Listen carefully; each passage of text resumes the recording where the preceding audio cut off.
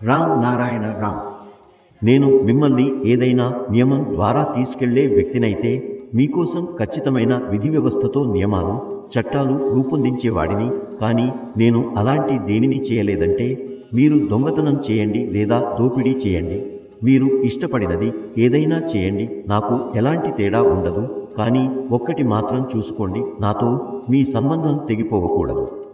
నా నియమం ఏమిటంటే మీరు కామం, క్రోధం, లోభం, హింస చేయటం లేదా చేయకపోవటం నాకు చూసి తెలుసుకోవాల్సిన అవసరం లేదు. నాకు కావలసినదల్లా ఒక్కటే, మీరు సమాజంతో కలిసి నడవాలి.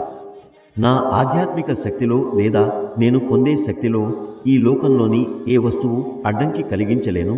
కానీ అడ్డంకి మాత్రం ఒకే ఒక సందర్భంలో వస్తుంది, అది వ్యతిరేక శక్తి అంతిఫాస్ ఈ మాట చెప్పి నిష్క్రమించినప్పుడు మాత్రమే.